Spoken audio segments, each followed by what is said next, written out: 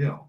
I know it's caused some controversy in some countries in Europe, but frankly, American companies, European companies shouldn't have advantages to sell into the Russian market that American companies do not have. And I think your bill makes that point.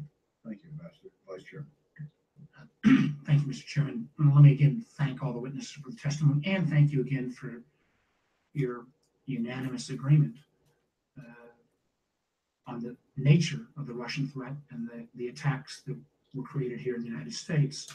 I want to go back in our March public hearing. One of our witnesses, Clint Watts, testified that then candidate Trump, quote, used Russian active measures at times against his opponents, end of quote. He cited then candidate Trump coordination or use and calling out WikiLeaks. We saw candidate Trump continue to use terms like the elections being rigged, same type of terms that were used by the Kremlin in their propaganda efforts. Do you agree with what Mr. Watts drew as a conclusion that, at least inadvertently, candidate Trump was actually advancing the goals of the Russian propaganda efforts?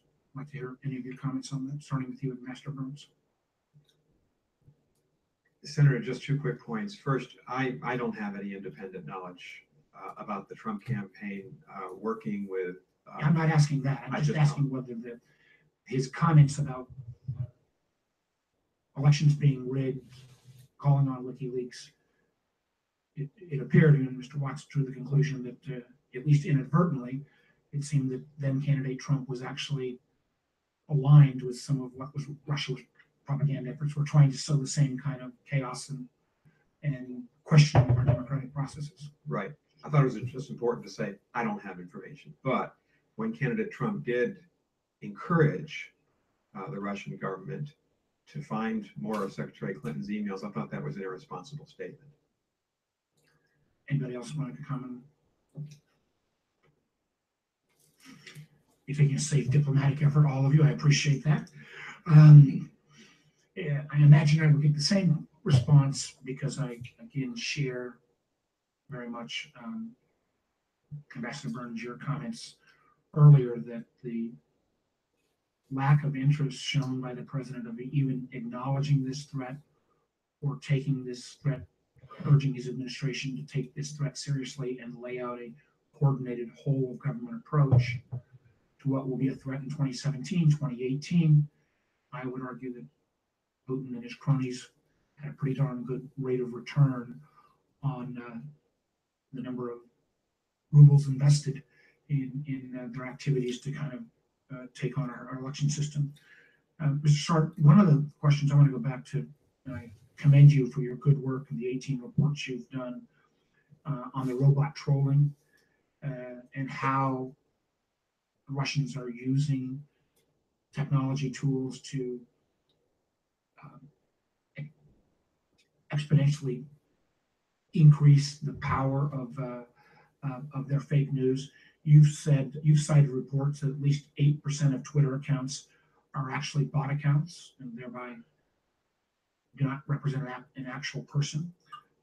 Facebook, I was out recently with Facebook and they pointed out the fact that in the French elections, they took down about 30,000 fake accounts right before the election. I commend them because right after the American election, Facebook acted like they had no responsibility for policing fake news. I think they've moved into a more responsible position, but I'd love to hear from all of you what role you feel these platform companies that control so much information, Google, Facebook, Twitter, et al., have in this new world. And again, we'll go down the list, starting with you, Ambassador Burns. Senator, very briefly, I had the opportunity to be at Stanford for 5 months last year, met a lot of these people who work in this space, and I was impressed by the number of people, take YouTube, for example, that they now dedicate to try to filter out hate speech. And that's commendable. If that's the case, there ought to be an ongoing dialogue between the U.S. government, our national security agencies, and these companies to try to filter out Russian propaganda. It's a direct assault on our country. I was impressed by Mr. Sart's testimony. I thought it was quite convincing that there has to be an integration of the technology companies and our government on this issue. I concur. I'd love to hear the rest of your comments, please. Well, first, I also just yesterday back from Silicon Valley, where we talked with a lot of these companies on these issues. First, there's a growing market, black market for robotics in social media. Some of it is rather innocent, but much of that is of some kind of criminal activity. And that is going to be a growing concern for people in a digital environment to actually understand that they're really interacting with a human being instead of large numbers of robots supported by artificial intelligence. To counter that, the companies that have these platforms are one of the key players. I was heartened by the discussion back there. They are taking it seriously. Probably slightly too late, but there are most of these big companies are investing in and thinking about how they can be a active supporter of a democratic process, not a disruptor. And secondly, there is a growing number of the technology research on the subject that we can rely on, as Ambassador Burns said, and I've said in my initial statement, that is a must that we work together. If we don't, we will not succeed in the digital environment. Have we seen any cooperation in Germany? My time's expired. Yes, sir. German politicians and policymakers have made trips to Silicon Valley to talk to the big media companies and tech companies like Google, Facebook, and Twitter. And I've been told the initial conversations were less than, shall we say, less than cooperative. There seemed to be no inclination to self-police, and there also was no inclination to help. That has significantly changed, I gather. Now, the German Justice Minister has just put out a draft of a law called the Netzwerkdurchsetzungsgesetz, and we use these long words to annoy our allies, but basically it's a draft law to help in enforcing hate speech rules in Germany, which are quite strong, obviously with roots in our history. I, as a trained constitutional lawyer and other critics of this law, have mixed feelings about this. I would quite like the political marketplace to regulate itself.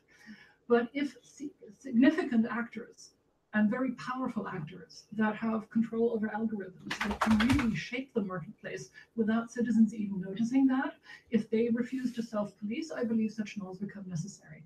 I think this has to be an ongoing conversation between business, citizens, and the state to see where responsibility for regulation properly lies. Thank you. Ambassador Burns, we're pretty used to dealing with hyperbole on this committee with the kinds of things that we hear. And I want to talk to you for a minute about your statement that Russia is the most dangerous adversary that we have. With all due respect, if you said on this committee, I'm not sure you'd reach that conclusion. I think there's a lot of us with what we hear about what's going on in North Korea and some of our other adversaries, that Russia certainly is a dangerous adversary. But when you have someone running a country like Kim Jong-un, and with what we know about what he's probably going to do if his administration is threatened, I got to tell you that you might be slightly off mark when you say that Russia's the most dangerous adversary that we face. But don't take that as a criticism that I think that Russia is not a dangerous adversary. I would just caution that it falls in a group of countries that there's others that are more dangerous. You were critical of, or are critical of President Trump and what he's thinking right now. And you would agree with me that the Russians have taken no active measures in an election while Donald Trump has been president. Is that a fair statement?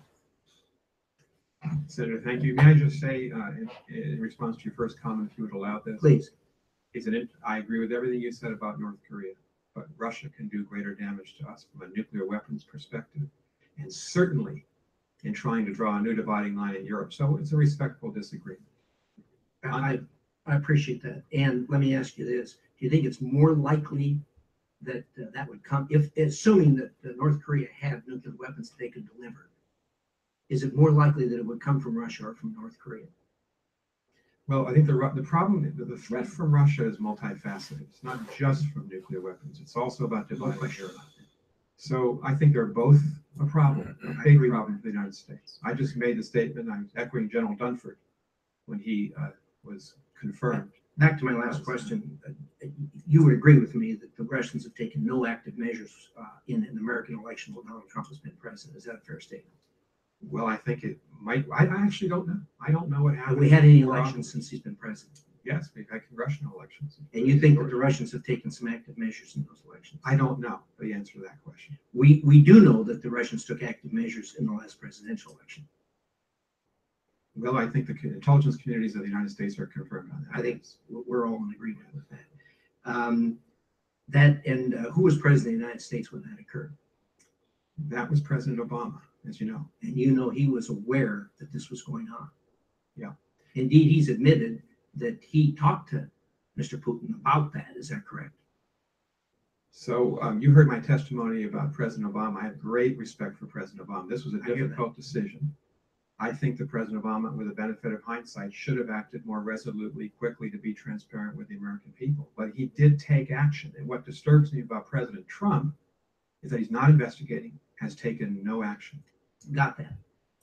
But I'm talking about somebody that could have done something about this while it was going on.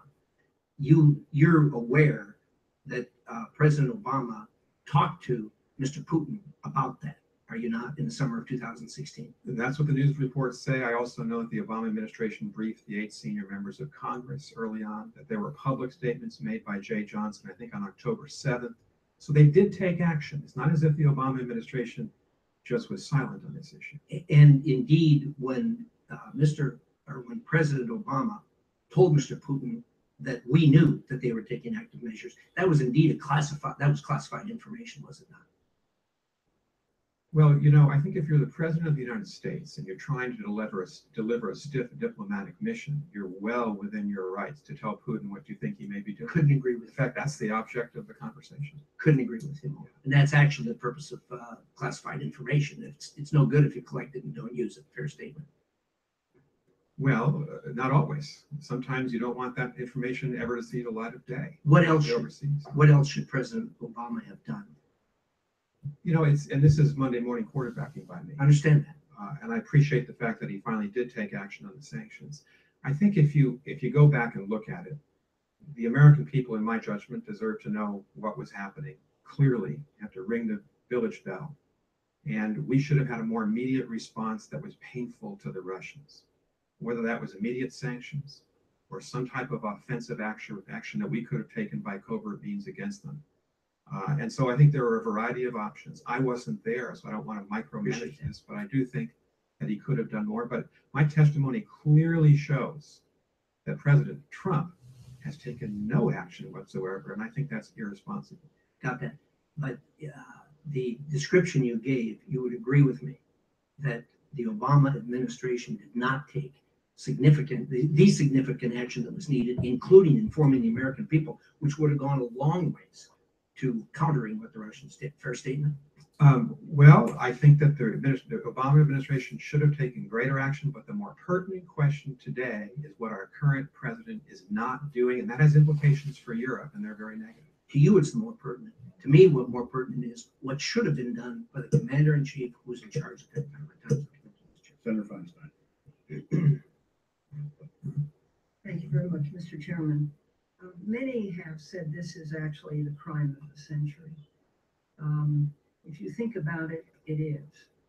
If you think about the fact that it's conducted by intelligence agencies, we know Russian intelligence to be relentless and ruthless. And it all happened. And it contributed toward the defeat of an American presidential candidate who happened to be the first woman running for that office. Well, that's not true, but in a very serious and ultimate way, it is. They targeted 21 states. They went into 21 states. I've been sitting here, Nick, listening to you, listening to your colleagues. I have great respect for you. My own view is that if in fact this is the crime of the century, if in fact it's going to lead to other crimes being committed in the future, that we together have a responsibility to hit back. The question comes, are sanctions really the effective way to do it? Or do we do it in the cyber world? But I don't think that we can sit here and see the amount of destruction that has been done, the defeat of a candidate, the intrusion into 21 state systems, the continuation, even now, with spear phishing, what's happening in Europe, and the Iron Bear is on a march. How do you stop that? And we have had certain abilities discussed of how to develop a hit back. And it's hard for me to believe that sanctions make them angry, but sanctions don't really do anything. There is a downside to a cyber war. On the other hand, the United States of America cannot see the critical infrastructure of an American democratic election destroyed by Russia.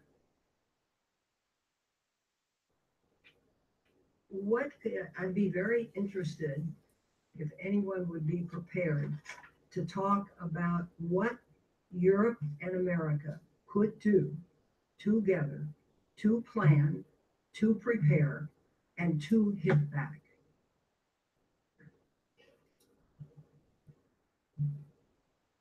Senator, I'd just say briefly, our sanctions have to be aligned. They'll be much stronger if we actually work together with the Europeans to align what they do in sanctions with us, number one. Number two, it's my impression we can do much more in the way of intelligence, but also an active work together to respond verbally to the propaganda. But number three, I think you're right, and I so testified that we have to think of other means. And we have capacity that if we wanted to use it, we could. And that has to be aligned with Europe. Bear in mind, these aren't fringe people. These are at least two of the three intelligence services of Russia. That's a big deal. The president of Russia committed his intelligence services to hit our election system. Do we just go, well, maybe we shut off this sanction or that sanction? Maybe we think it's going to just go away. They've shown no signs of going away. I've been on this committee for a long time. I have never seen a time when, with full confidence, every single one of America's intelligence agencies have come together and say they have full confidence that this was orchestrated by Putin and he used his intelligence services to do it. Well, if I may, I think first thing that we have to do is cover our backs, and that is building the resilience. That was the things that we all three talked about. Could you define resilience? Ability of the democratic process to withstand the attacks, overt or covert, to influence was a malicious intent from outside.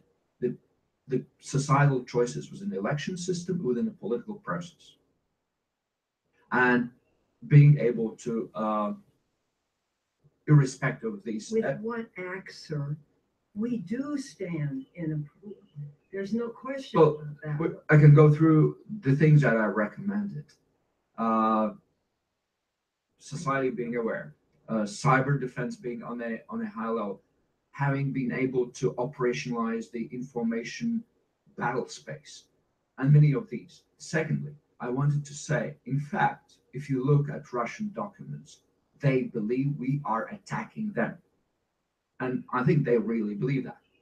So, which is I think a paradox. what we have to really look for is that we're not attacked by Russians, we're attacked by Kremlin. And what we can do is actually help also people within Russia to recognize what is the actual realities. I think that is the most powerful weapon, the truth.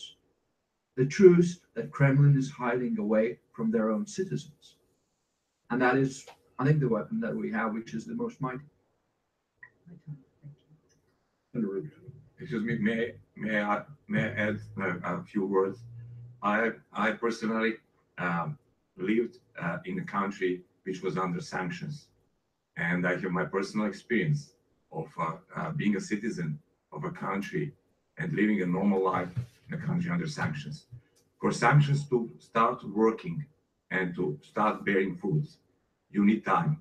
It took like 9 years for Yugoslavia, which was smaller in economic terms, really smaller than Russia, to see sanctions working. I can imagine that in the case of Russia, we have to endure. Perseverance is needed, and sanctions will start bearing fruit at a certain point. So I don't think that we should stop or rethink this strategy. On top of it, someone mentioned, I think Ambassador mentioned importance of NATO, because NATO is not only a military organization. NATO is security and political organization. It's since it was formed in 1949, U.S.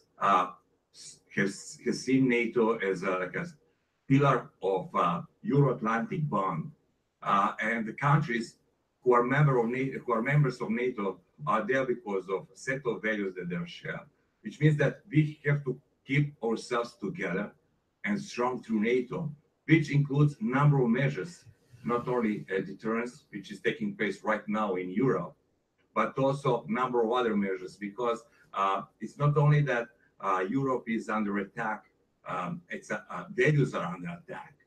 Values are under attack. Values of democracy, values of parliamentary democracy, value of liberal democracy is under attack. Russia is backing those groups in Europe, leftists or rightists, those who challenge very core values of liberal democracy, because those who challenge from within of those democratic systems and would like to see those systems and values eroding. So in parallel with some like a hardcore or hard power measures, we have to put emphasis also on soft power, because this is what Russia uses against democratic systems. I think democratic systems in soft power are much better off than Russia, and may offer more than Russia can offer to countries. Doctor. Madam Senator, would like to add one small remark to what's already been said. And that is, if I may say, as an ally and a citizen of your ally of over 60 years, do no harm. Do not question the alliance. Do not question the alliance that is greatly in your strategic interest with Europe, but that is also in our interest. It is of existential importance for us. And an American government, a White House, that questions the validity of that alliance, that questions the validity of the Article 5 mutual defense commitment, does more to undermine our security and our safety than many things that the Kremlin does. We are all vibrant Western democracies. That's not to say we don't have flaws and vulnerabilities, and we should not only address those, but we, I think, as Western democracies, can address them together. We can look at them together. And I would add only one thing. Sanctions do work, perhaps even more as a political statement of cohesion and will. And as such, they have had a tremendous impact on Russia. They have left a deep impression on the Kremlin. They have also done some economic damage, but they have above all been an expression of Europe's and America's will to stand together against the threat towards Ukraine and its neighbors, and the threat against the European projects and American interests there. So they do work. Thank you. Senator Rubio. Thank you. Thank you all for being here.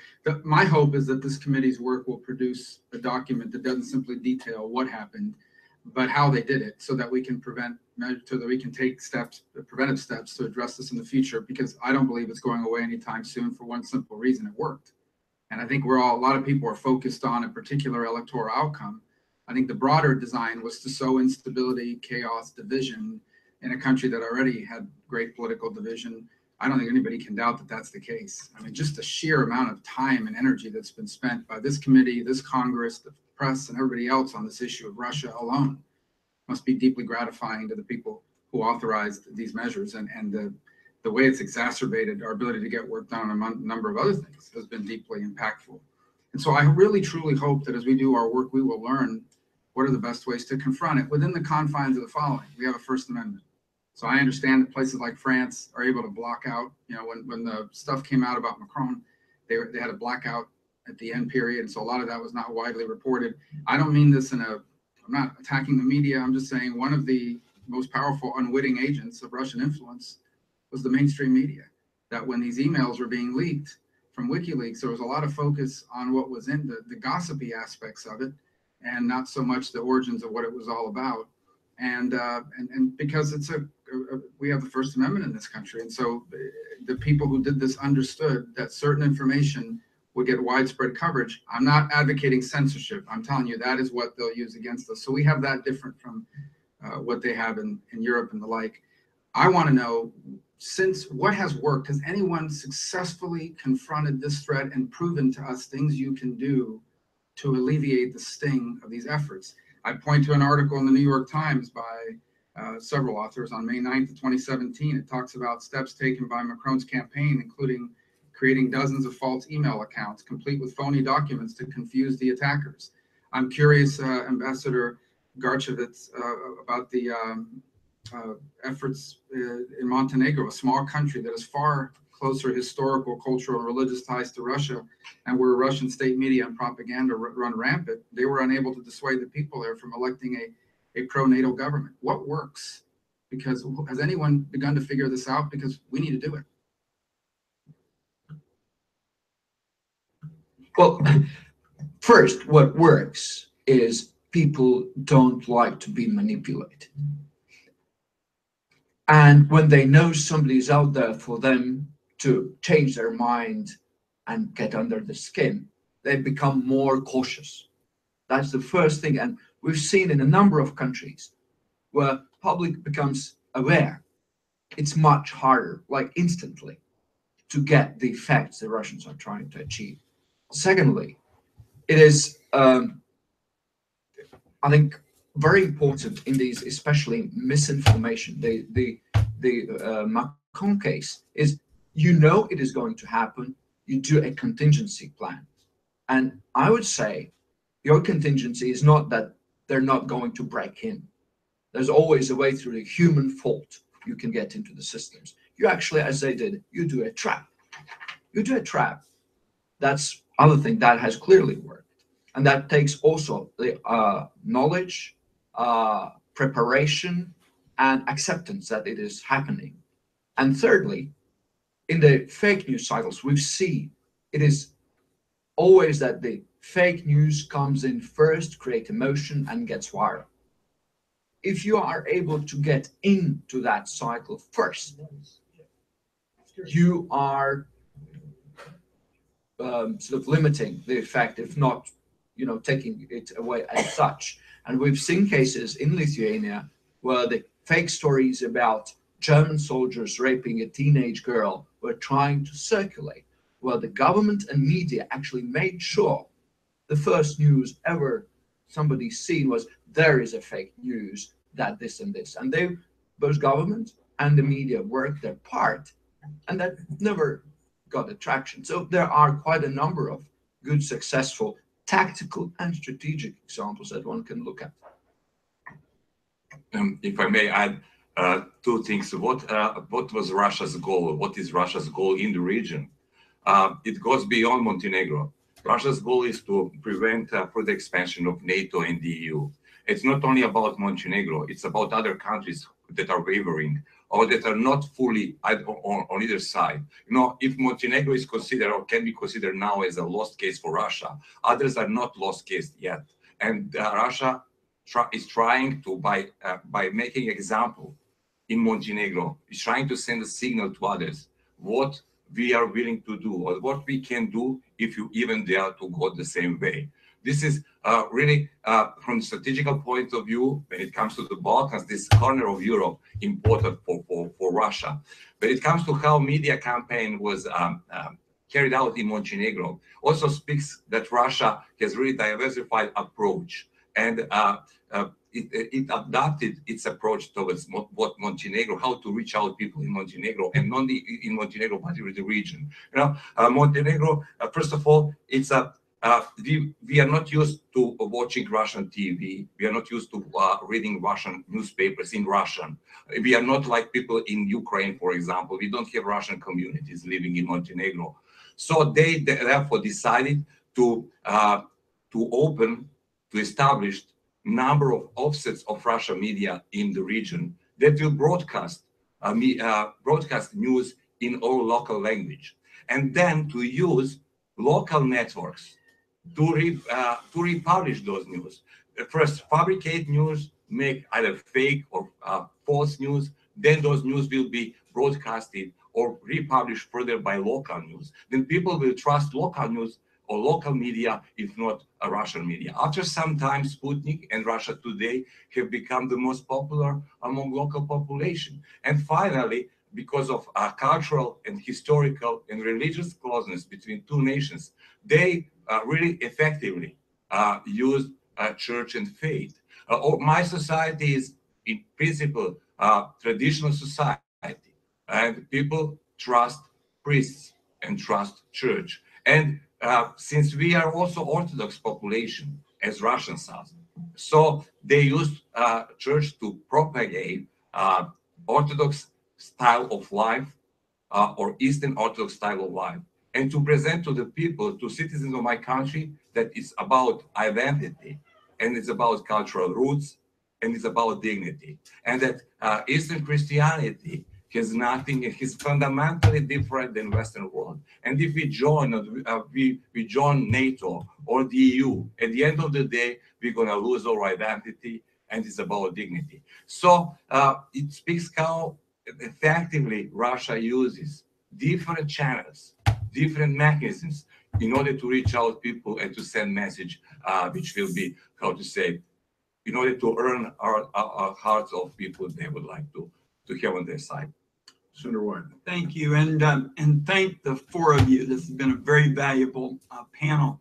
Here in our inquiry, I've focused on what I call the follow the money issues, and concerns about Moscow's funding of pro-Russia political parties and groups in Europe, of course, is not new.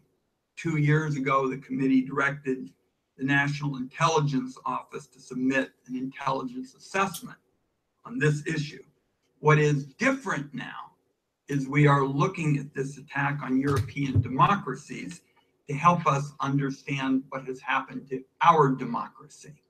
So Director Sartz, I want to start with you, because you have studied Moscow's financing of pro-Russian political figures. And let me just kind of see if we can go through a few questions here. Have you been able to determine if Vladimir Putin employs particular strategies to develop relationships and curry favor with political figures in Europe? And if so, what would those strategies be?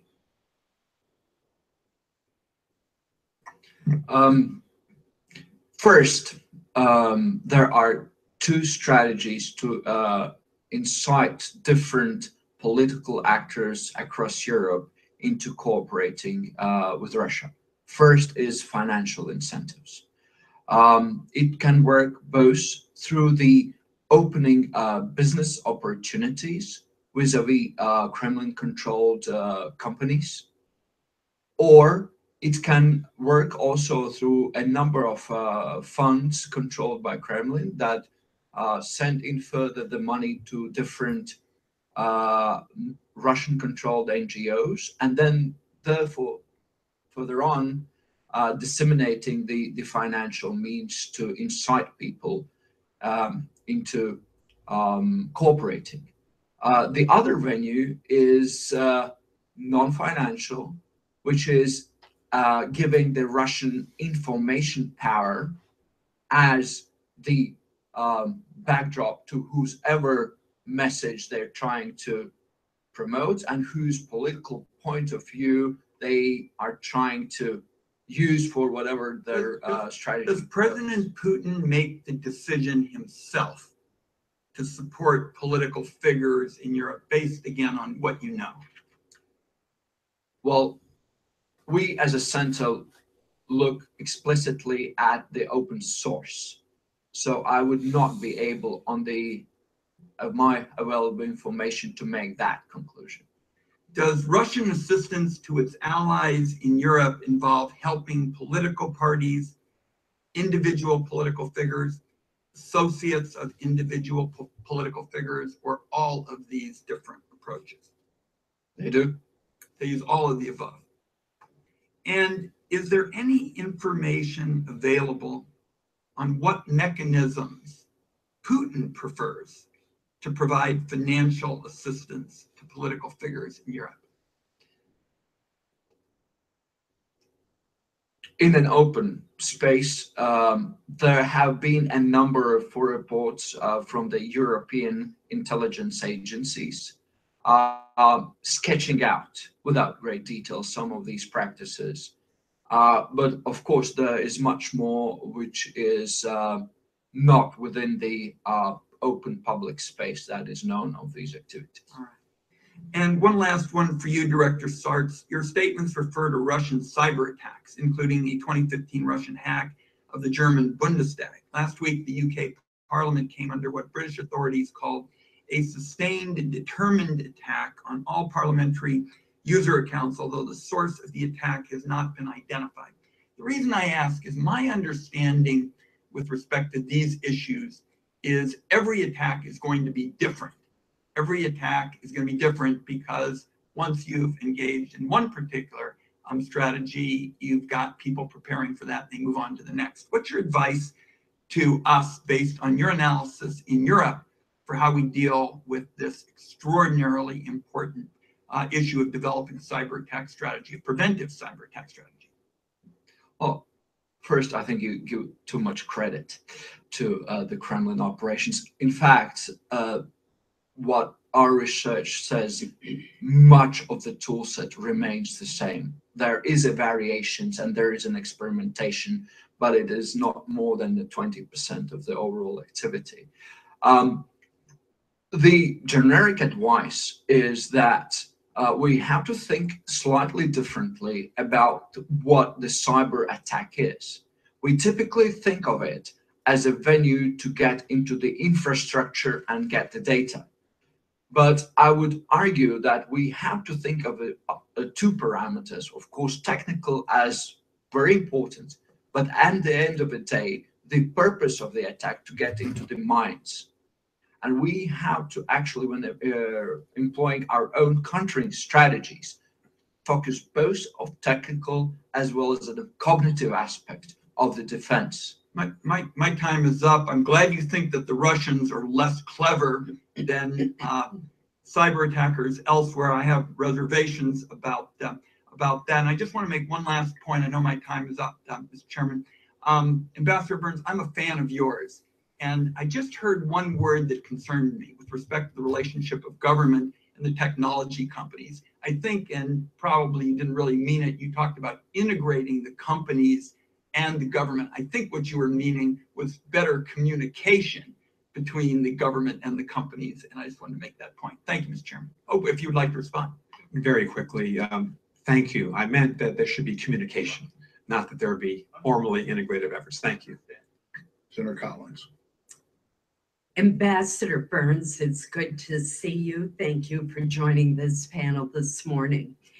I'm struck as I listen to the testimony of all the witnesses that the approach that was used in Montenegro, in France, in Germany has been much more proactive. It's bolder. It exposes the falsehoods that are out there. And it is a far more visible effort. Ambassador, you were somewhat critical of President Obama, and I would be even more critical of his response. And I would call it behind the scenes, ineffective, and tardy. It wasn't really until after the election that sanctions were imposed and that the January 6th, 2017 report on the extensiveness and the scope of Russian interference in our elections was released by the intelligence community. So there seems to me to be a big difference in the approach that's taken by our allies and the approach that was taken by President Obama. And as you pointed out rightly, President Trump's administration does not seem to have any strategy to deal with this going forward at this point. But then I hear about the efforts taken in France, for example, where there was a coordinated effort among government, the media, the campaigns, and even the technology companies. And there's one headline that says, French newsrooms unite to fight election misinformation. I just can't even imagine a headline in the United States saying American newsrooms unite to fight election misinformation. So are our systems so different that while we can learn from our allies much more successful efforts to counter Russian active measures, is that even possible in our country, given the very different role of the media here? And I'm asking Ambassador Burns that question. Thank you, Senator. I think we're learning the lessons as we go along, and I think Director Comey was right when the committee asked him about this, that he thinks that the next target in our country could be either party. So I applaud the bipartisan effort to try to learn the lessons. The Europeans have learned lessons from what went wrong in our election, and what seems to have worked well in the Macron campaign is speed and decisive action and transparency, so that actually all the French people were made aware of the threat. And they have a right to that information. And that was the basis of my criticism. And I just want to say this, I have tremendous respect for President Obama. This is Monday morning quarterback by somebody who's not in the government, but you're asked to testify. And I think this is one of the lessons that we have to learn from the Europeans, how they've done. And what's missing, it seems, is formal integration of effort by the governments of Canada, the United States, and Europe. That's a step that the Trump administration could decide to take, which would be very helpful both in analysis and also in action. I completely agree with you that visibility and transparency are absolutely critical, and that is an important lesson from what happened last fall. Ambassador Garcevic, I want to ask you about Montenegro because the state of Maine has a special relationship with Montenegro, and I can see by your smile that you're aware of that. We're part of the state partnership program, and our National Guard has members stationed in Montenegro to assist the military, and we like to think we were helpful in getting you ready for your NATO ascension, which I strongly supported. But Montenegro is a really interesting example because Russia was not able, despite a tremendous effort, to dissuade the people there from electing a pro-NATO government last October. So my question to you is this: why were the Russian influence efforts unsuccessful in Montenegro, which is a small country that has far closer historical and cultural religious ties to Russia, and where the Russian state media and propaganda are prevalent, even as their efforts appear to be much more successful, that's probably an overstatement, but to have some success in sowing the seeds of doubt and discord in the 2016 election in our country? It's a very difficult to answer in a couple of minutes. Sometimes, yeah, we are a small country. Russia is big. I would say that Russia looked down on us as just peanuts on the Balkans that they can put in order easily. But it turned out not to be the case. Sometimes we had simply luck when one of computers of one of our people in the mission to NATO was hacked by Russia.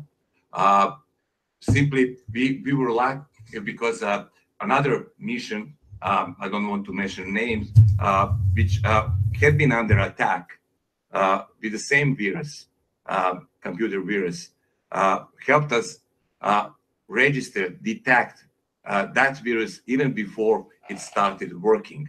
And then we turned to NATO, and then with the help of NATO people, we checked all computers, not only in the mission to NATO, but also in the Ministry of Foreign Affairs and Ministry of Defense and the government's office, and to know that they were not affected. Sometimes, as I said, we had luck, but in more broader terms, I would say that Russia didn't penetrate economically, though it, at the first glance, in the surface, many picked out Montenegro to explain how Montenegro is packed with Russians living there, and that Russian money were pouring in for years. But actually, Russian investments in Montenegro were mostly investments in real estate. We are not dependent on energy. The Russians didn't invest in banking sector. There are no investments in any of our important industrial branches in Montenegro. So they couldn't simply sway us easily. Even when we imposed sanctions on them, they didn't know how to react economically on us. So they turned to some political measures in order to show that they are angry because of it. And then I would say government, though we were small, what we try to do, particularly when it comes to cyber attacks, we are not capable to hit back, definitely. But we try to build a partnership with our NATO partners, and we seek help of them. Then at the end of the day, when it comes to cyber attacks, it's about a human factor. And then we try to build up vigilance and, government issuing warning signs to its agencies to be careful how to deal with sensitive information. Thank you. Thanks. Senator Henry. Ambassador Burns, you've talked a lot about the sanctions bill we passed here in the Senate. If Speaker Ryan and the House of Representatives doesn't take up that Russian sanctions bill, what kind of message do you think that would send to Vladimir Putin? I think a message of weakness, because the Senate, by a huge margin, has teed this up. It's the right thing to do to have a painful type of leverage against the Russians. And if it's diluted in the House, and if the Trump administration encourages the House to do that, which is what one hears, then I think the Russians are going to receive a mixed message here, not a stiff message, which they need to receive. Do you think it will send him, make him more or less likely to interfere in the 2018 and 2020 elections? You know, I read the transcript of your hearing with Director Comey. He told you that he thinks it's going to continue until we have better defenses, until we've gone on the offense.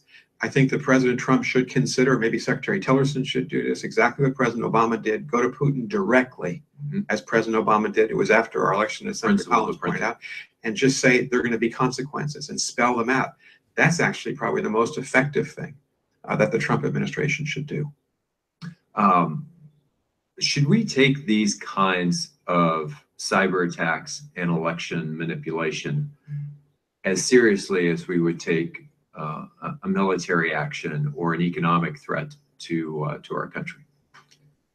Well, as you know, they're different. Obviously, a military action is immediate, consequential. You have to respond within hours. I actually think this is what they've tried to do systematically to the Dutch, the Montenegrins, the French, the Germans, and the Americans is discredit democracy in the eyes of our citizens. Right. I use the word existential in my testimony. I don't think it was hyperbole. I think it was the right word to use. So I think we need to meet this squarely. And all of us have suggested a multitude of ways that we can do that. I don't disagree. I think one of the challenges, as you've mentioned, is that the current president has been unwilling to respond or even acknowledge the validity of the Russian hostile actions in the election. I'm curious what that means for what we as members of the Senate can or should do to advance a conversation with our European allies about sanctions. And I would certainly like your opinion on that, but I would open it to the other members on the panel as well. That conversation has to be held. Normally in this situation, as you know, the State Department and White House would be talking to the Germans, the Austrians about the consequences of the Senate bill. I don't know if this happened this time, but we're in this phase. We've talked about the separation of powers for 200 years, where it's my own view that Congress needs to play the leading role because I perceive Congress to be tougher Nature against abhors Russia. the vacuum. Do any of you want to add to that, Dr. Stelzen-Mueller? Of course, it's well known that German politicians, senior German politicians, the Chancellor and the Foreign Minister have protested the sanctions bill. And this is, of course, because German companies, and not just German companies, other Europeans as well, are invested in Nord Stream 2. I'm not a big fan of this project, frankly. But I'm far more concerned about unilateral American sanctions that aren't discussed with the Europeans, that are just put out there and we have to deal with them. The fact of the matter is that we had actually for years been asking America to allow the export of American LNG to the European market, and that it had been Congress that was resisting this. So I think the lesson of this experience is for us to, as allies, discuss what is in the interest of the alliance and where we can work together. And I think that would, again, be of significant importance as a deterrent towards Russia. While I have you, Doctor, when President Trump questioned the value, the relevance of NATO, whether we should even keep it as a structure, who do you think benefited most from that? Well, I've already said that. I think that helps the Kremlin, and it's not great. I also don't think it's in America's self-interest to question that alliance, because you have significant interest in Europe and in Europe's periphery, and the alliance with us Europeans helps you pursue those national self-interests. I could not agree more. Mr. Sarp, before my time runs out, you talked a little about how we should try to take the truth directly to the Russian people because of the filter that they receive so much of their information through. How can we cut out Vladimir Putin and speak directly to the Russian people? Well, I think it is very clear and evident that is the same new environment, which is the digital one. And if one takes note of the recent protests in Russia against the corruption, it was very strikingly how young the crowd was. Mm-hmm. And it was also very clear that these people don't anymore get their worldview from the TV. It's all about also social networks. And yeah, that's the way you can get the truth back to them. And I'm sure Kremlin will try to put up a new elements to block us, but I think that is an environment where we can get back to them. I want to thank you all for your testimony today. Senator Blunt. Thank you, Chairman. Let's try a yes/no question first, just in the interest of time. The Russian economy is failing, not nearly the country it could or should be. Does Putin benefit in Russia from getting credit for interfering with elections in our countries? Ambassador? I think he does. I think it builds him up. Yes, politically, he does. It is one significant part for his domestic policy to benefit from it. Mm-hmm. Sorry, I can't do a yes or no. I'd say it's both. In the short term, he benefits. In the long term, he loses, and Russia loses. But the short-term benefit is? The short-term benefit is it validates the narrative that we're all just as bad as Russia, and frankly, Russians are better off living in Russia because their life at least is stable. The reality is that a lot of Kremlin interference has backfired and backfired visibly, and we've been learning from that. And it has taught us to review our complacencies. It's taught us to defend our democracies. That's a good thing. But we also are up against a significant enemy, and one that has a lot of energy and patience. And in terms of, I was going to ask what we should do about these channels of miscommunication, like in our country, Sputnik and RT. Starting with you, Dr. Nisbel, what if anything, have you done to try to respond or immediately counterdict information coming in? I mean, you're much closer to this than we are, but it's no harder to keep out here than it is there.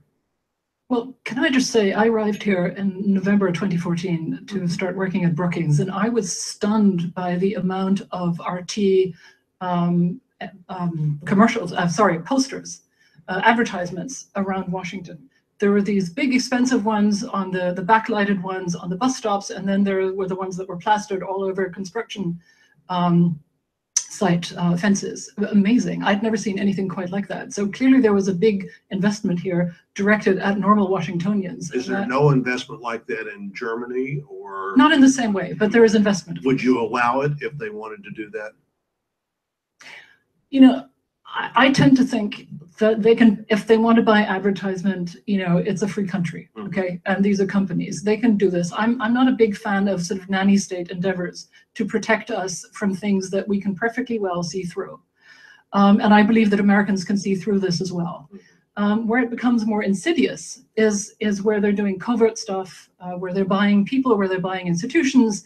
And so I have Your faith. view is that's more insidious than so-called fake news. Well, fake news is insidious if our consumers, if our citizens are not media literate. Well, let's go on down the line. Ms. Hartz, what in other countries, what do they do about RT and other Russian outlets? Well, in the information space, it's actually quite simple. If somebody doesn't have the credibility, they might message as much as they want. There's no effect from that. And I think there is an interesting example where Sputnik opened the offices in the Scandinavian countries. And then within a year's time, they had to close it. Nobody listened to it. What about in Montenegro? Sputnik has no office in Montenegro. I think that I barely can remember that any of those Russian-based media have offices in Montenegro itself, but they have offices in neighboring Serbia, and from there they penetrate Montenegro, because they know that in Montenegrin case, government may revoke a license at any moment.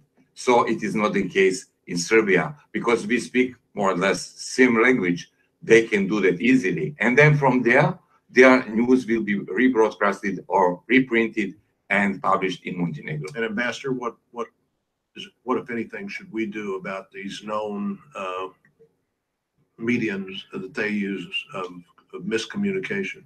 Senator, I think two things. One is always attach an adjective, a couple before when we talk about them. The Russian government propaganda station, RT. So expose them for who they are, because they are Russian government. Second, be very careful if you ever go on it, because they'll distort what you say. Don't give them the platform that they want here. Let me try to get one more question into you. I actually agree with your current position on congressionally binding sanctions. I assume you were much more inclined to have a flexible position when you were at the State Department. That's absolutely true. I'm a creature of the executive branch. I always thought it's better to preserve the president's authority to act, but in this particular case, since the president is not acting, I think that Congress has to take that responsibility. Senator King. Thank you, Mr. Chairman. Starting with just a couple of comments. One, I want to associate myself with Senator Rubio's question, which I think is the real key question of this hearing. What can we do to defend ourselves? And I'd like to ask each of you, you've already testified, talked about it, to submit a written, very short, half a page, bing, bing, bing. Here are the 5 things that we can do to defend ourselves. I think that would be very helpful. Secondly, what we are seeing here, it seems to me, is the invention and expansion and implementation of a new kind of warfare. And it's a kind of warfare that is particularly effective against democracies. Valery Gerasimov, who's the chief of the general staff of Russia, calls it weaponizing information, and said in 2013 that he believes we are engaged now in informational conflict. Putin's defense budget is 1/8 of ours, but he is playing a weak hand very well and has found a cheap way. And when I say peculiarly effective against democracies, because this is where public opinion matters. In many other countries, public opinion doesn't have that great a role in how policy is formed. So a couple of short questions, and I think Ambassador Burns, you just answered this. Any doubt that RT is an arm of the Russian government? No doubt, everybody agrees. Secondly, I had heard in a previous hearing in a different committee that the Russians were looking around, sniffing around, buying commercial TV outlets in Europe. Have any of you heard of that? Is that?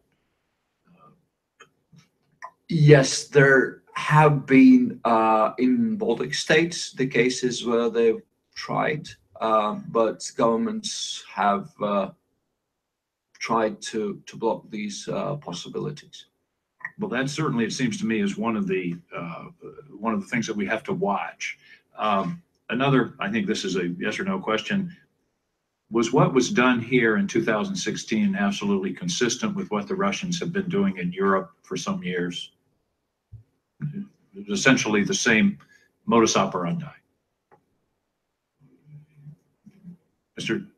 Go ahead. Well, it was, but there were a number of new elements and some more risk-taking than we've used to see. So they're getting more sophisticated.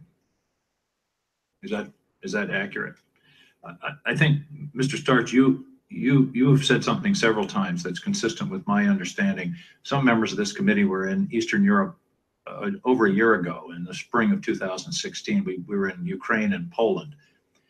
When we asked them and the first thing they wanted to tell us is, watch out for the Russians in your elections. And we didn't understand how prescient that was at the time. But in any case, then we said, how do you defend yourself? And the answer was, I think, exactly what you said. They said the best defense is if the people know what's happening and they can say, oh, it's just the Russians. And that you've characterized as societal awareness. And that's what I think is one of the most important roles of this committee, is to educate the American people that whatever we do, whatever defenses we come up with, this is going to keep happening. And the best defense is for them to be, I think you used the word digitally literate, or I can't recall the term, but we need to understand that they're going to keep doing this, and we need to learn to shrug it off. Ambassador Burns, do you have any thoughts on that? Very much agree, and I think that's the lesson to learn from what happened to the Obama administration. They were caught unawares. It was new. They didn't appreciate the extent of it, and it was a lack of speed and lack of transparency. I do think it should be noted, because there's been some discussion here. They did release on October 9th a comprehensive memo that this was going on, that really listed all the elements that were later listed in the January.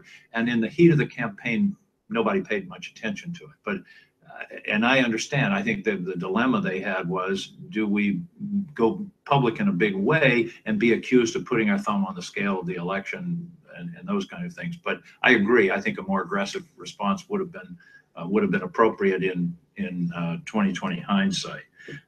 One thing that hasn't been mentioned too much is the use of compromise.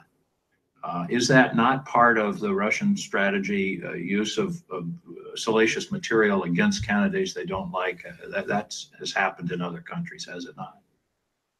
Well, it's one of the open questions about the 2015 Bundestag League, the German federal legislature, whether they were looking for compromise and found it.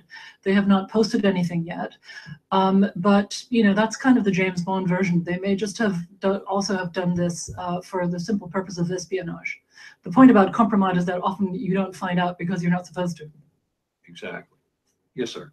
Just compromise has been very heavily used typically by USSR. I think the relative importance has decreased because they've learned actually having one is not always essential. You might make it up. Oh, I see. You don't even have to have the data. You can just make something up. King kicks dogs every morning. then I'm denying it for the next 3 months, or much worse. Well, I want to thank you again for your testimony. This has been very informative, and I hope you will give us some written responses about defenses, because that's an important role of this committee to prepare ourselves for what everyone has suggested is not a one-off in 2016. It will continue to happen, and it will continue to happen on both sides of our political divide in this country. Putin is not a Republican.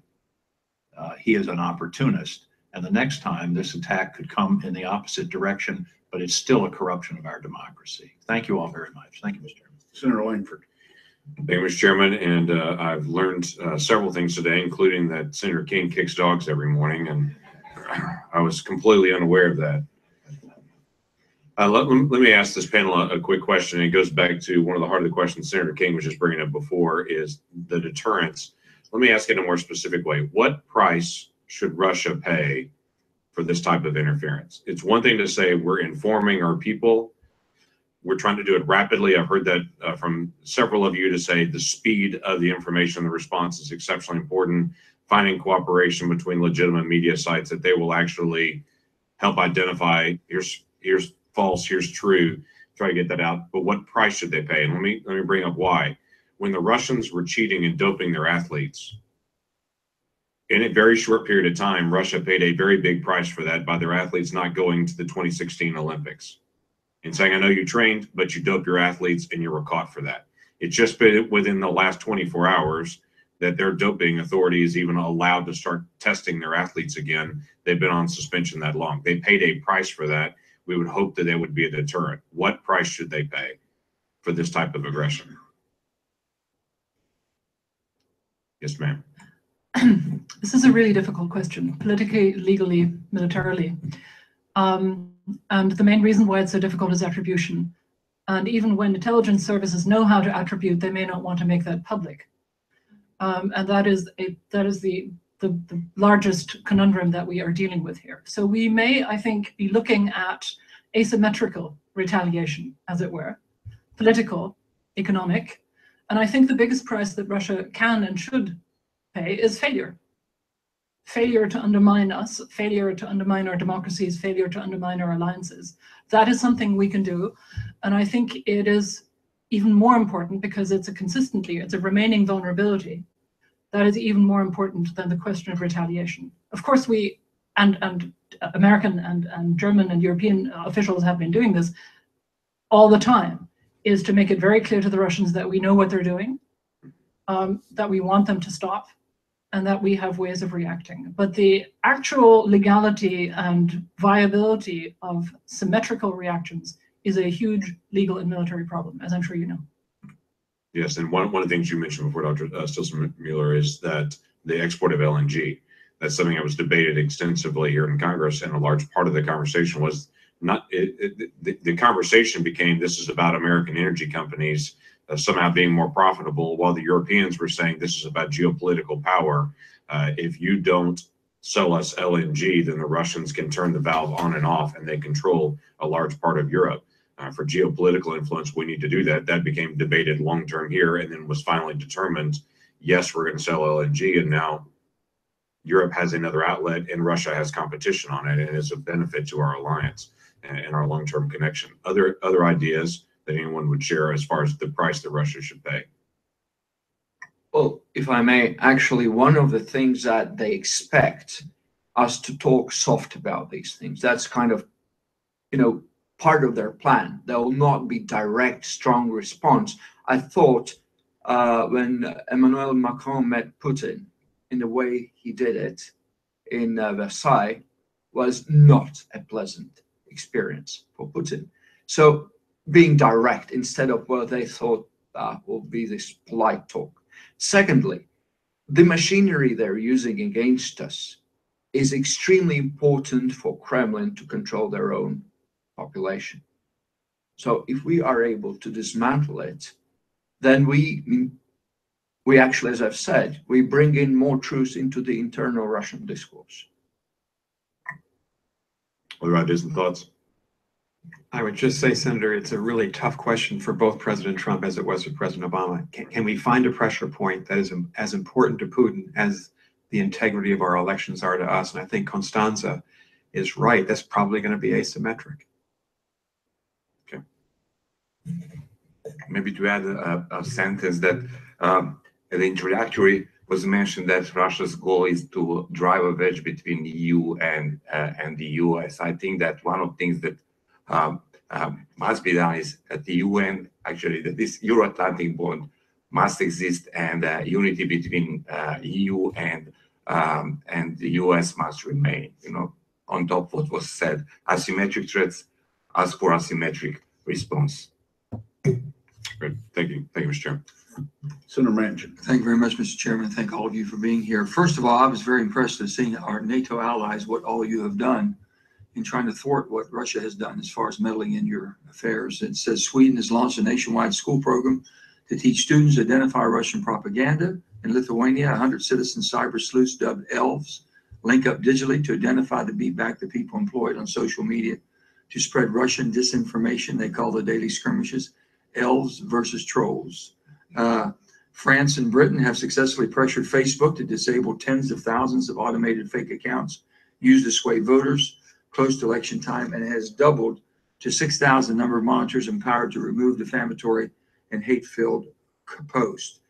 All of this is, I mean, it's amazing. I think that you all have been dealing with this, and it says here in Latvia has undertaken to ferret out clandestine Russian meddling since it broke free of the Soviet Union in 1991. I think it goes back to what Mr. Sarch, you just had said. They have been controlling their people by misinforming them, by basically not giving them the facts, giving them what they want them to know. When you all broke, when Latvia broke in 1991, you were able at that time to set your people free by the truth. Have you been able to have any insurgency into Russia, getting the truth in there, using their own weapons against them, their own networks against them?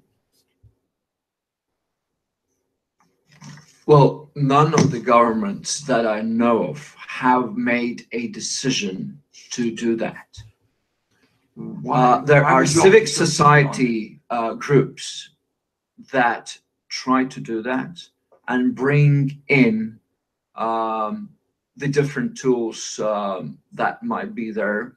Some of them, and I would argue in front of this committee, humor, as awkward it might be, is one of the best tools I would suggest to penetrate the control system. We, in fact, recently produced a report on the humor as a tool of communication. In 5 hours since, we had a response from Maria Zakharova, and it went on for whole months, including President of Chechnya, Ramzan Kadyrov, doing a video as a response to our research of humor.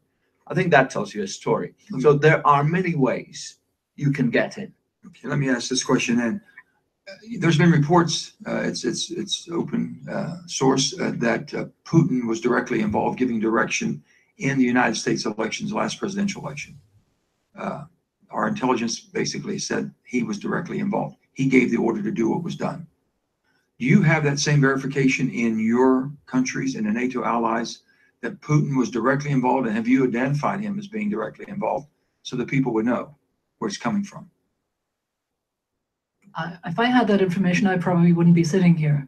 But there is a general assumption in Germany that the president's office is directly and copiously involved in giving orders to Russian interference. The actual execution is delegated very broadly to a variety of actors. When it comes to Montenegro, I can only repeat quote what our state prosecutors mentioned just like a few weeks ago. He said that behind these events in Montenegro are nationalist structures from Russia, and that certain Russian authorities were involved in a certain level. But we, at this moment, we cannot make that conclusion that Putin himself was, giving order to what was going on there.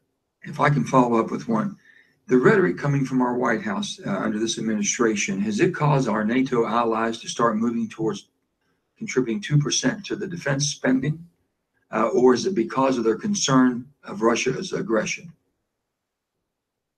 We'll let all of you answer. I want Ambassador Burns too to get on this. Yes. Yes, the Chancellor has said repeatedly that we will achieve the 2% by 2024, which is the date towards which it was promised, and we're increasing our defense budget by 8% this year. We're also doing a lot of other things which are working towards— What was the cause? I think the proximate cause was Russian. More so than the White House rhetoric? I'd say that the policies and rhetoric of this administration have contributing to reinforcing a sense of urgency. Gotcha. Ambassador Burns? Senator, I think 20 of the 29 NATO allies have increased defense spending since the Russian invasion of Crimea and eastern Ukraine in 2014. That was the primary cause. But I must say, President Trump's been right to raise this issue, as all of our presidents have. And I think he has had an impact on the internal debate. Canada is one country. They spend barely at 1% of their GDP in defense. So I think he's gone about it sometimes in a way that's not effective. Unconventional, but he's right to raise it. Thank you very much. Yes, sir. Just to add that last year only, other members of NATO increased defense spending by around $2 billion US. Senator Cotton. Thank you. This hearing has been informative on the specific question of Russian active measures in the United States and in Europe. Of course, that's just one small part of Russia's efforts over the decades to undermine Western democracies, try to divide our alliance. I think we've explored most of those points today, so I want to respond more broadly to what I think are two myths that have been propagated here, mostly by my Democratic colleagues, but by some of these witnesses. And those myths are that somehow President Trump is weaker on Russia than was President Obama. And second, that somehow NATO and deterrence is undermined by the United States rather than by Europe. So first, let's review what's happened in the first 5 months of this administration. President Trump has bombed the Khan Sheikhan military base in Syria. He has shot down Syrian planes. They have shot down Iranian drones, thereby showing that Russia is unable to protect its two main clients in the Middle East. We're on the verge of deploying more troops to Afghanistan, where Russia has been meddling with ever greater intensity in recent years. And we've finally proposed a budget that increases our military spending, albeit not enough, that accelerates ballistic missile defense. And our domestic agencies are doing everything they can to promote more oil and gas production in the United States.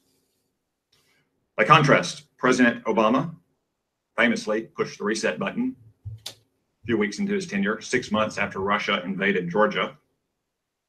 He mocked Mitt Romney for calling Russia our #1 geopolitical foe. He asked Dmitry Medvedev in a hot mic moment to wait until after the election to discuss missile defenses because he would have, quote, more flexibility. Despite bipartisan support in the Congress, President Obama refused to send lethal weapons to Ukraine.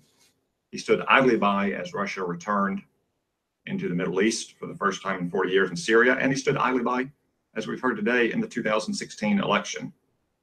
So I would dispute the premise that somehow President Obama was any tougher or stronger in the defense of U.S. interests as against Russia. Second, the myth that somehow NATO and deterrence is at risk because of the United States, not Europe. Talk is cheap. Deterrence is about the military balance of power. It's not about magic words.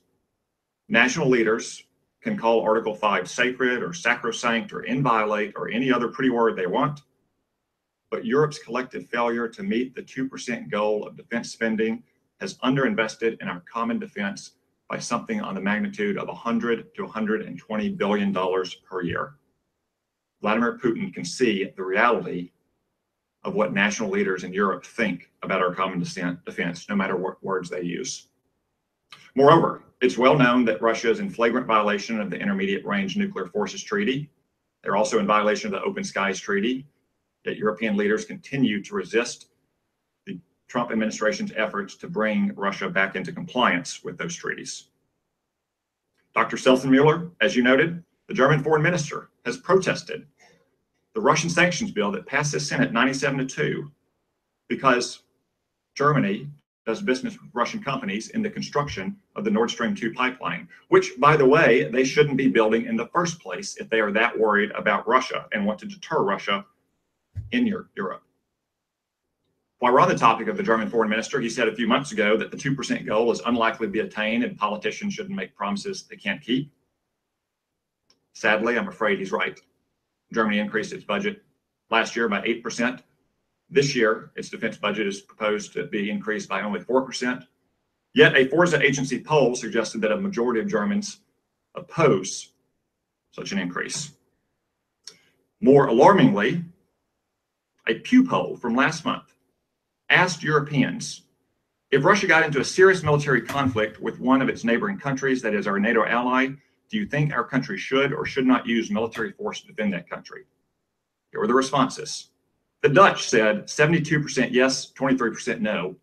That is great for the Dutch. They are good allies. Poles, 62-26. Americans, 62-31 by a 2-to-1 margin. Very proud of our country. Canada, 58-31. France, 53-43. Spain, 46-46, not great. Brits, 45-43. Germans, 40-53 would defend a NATO ally. So my time is almost expired. I'll just ask one question, given that so many of my remarks have focused on Germany, and Dr. Selzenmuller, you're obviously the subject matter expert on that country. What is the matter with Germany? Thank you, Senator, for your questions and for your remarks. I've already said that I'm not a fan of the Nord Stream 2 project. And I think many of my German experts friends agree with me. There is a substantial debate within German politics about the use of this project politically. On the German defense budget, I think, again, I can only reiterate what Chancellor Merkel has said, who looks likely to win this election again, that Germany is on course to fulfill this promise by the time it is supposed to fulfill it. Anybody who has ever looked at defense budgets and attempted to increase them knows how many path dependencies, complications there are in actually expanding forces. We would have to double our defense budget to do this. But I can assure you from my personal experience, many conversations last week in Berlin, we are racing to do this. In fact, only last week or 2 weeks ago, I was on a stage in Koblenz together with the German chairman of the the equivalent of the chairman of the Joint Chiefs, at the bidding of the defense ministry to explain to Germany's armaments bureaucracies why they have to work faster, more flexibly, and more creatively to accomplish the promises that we have made to NATO. And I assure you that this was a very serious discussion. Now, it will also not have escaped you, because we've been talking about this all day, that we're in an election and that Gabriel is a member of the opposite party, although he's in a coalition with the chancellor, and therefore he has to say these things. He has also said other things. For example, the first time he went to Moscow, he told Foreign Minister Lavrov, his counterpart, that he did not believe in the post-Western world Lavrov had spoken of at the Munich Security Conference, that this was wrong, that we very much stand by the idea of a Western of the West and Western alliances, and that this is a question of shared values and not of geopolitical location. So, as for the Pew poll, I'm as unhappy about that as you are, and I know many Germans who are unhappy about it as well. Maybe that is also rooted in our cultural memory of the Cold War. I'm old enough to remember the Cold War, where we knew that if the Article 5 came to pass, there would be 3 weeks of conventional warfare, then it would move to nuclear, and then my country would be a heap of ashes. I think that is a memory that informs that kind of judgment. But I know that German politicians of all parties have made it clear, beyond a shadow of a doubt, to Russia, to Moscow, and to the Kremlin and Mr. Putin himself, that any violation of Article 5 will have us all standing there as one, as allies, to defend an attack on NATO territory. Senator Harris. Ambassador Burns, can you tell me what you believe has been the impact of our reputation with our allies in Europe in particular as a result of this administration's failure to acknowledge that Russia hacked and attempted to manipulate the election of the President of the United States? And if you believe there has been an impact in terms of our standing with our allies in Europe, do you believe that is going to have an impact on our ability to protect ourselves and guard against what should be a predictable attack in our 2018 elections by Russia? Thank you, Senator. I think the basic problem is that the Europeans are accustomed to looking for the United States to lead on any big issue. This is a big issue, and the hearing is central to it because all of us are under attack from a systematic Russian campaign, but they don't see the United States leading. Mm-hmm. And if you combine, and this is partly in response to Senator Cotton's very good question as well, President Trump has not been strong on the sanctions against Ukraine. He's not been an advocate for the territorial independence of Ukraine. He's not spoken out on interference, and he's been very ambivalent, even hostile to NATO, and seems to look at Germany as a strategic economic competitor, not as an ally. If you put all that together, I think it's the first time since 1945 that Europeans might likely see Angela Merkel right now as leader of the West, not President Trump. I don't say that lightly, and I think it's a sad statement to make, but I think it's a true statement. And so we need to recover our leadership role, and you do that by actions. And on this subject, it's by aligning yourself with the Europeans on the sanctions issue. That's why I support what the Senate has done on a bipartisan basis. And it's by trying to raise our defenses, as Yanis has talked about here, in a very effective way. And can any of the other panelists offer that? And Mr. Chairman and Vice Chairman, I appreciate you having this hearing and an open hearing on this issue. I think the American people should have a better sense of how our reputation and standing in the global community has been impacted by our failure to acknowledge that Russia attempted to manipulate an election for the President of the United States.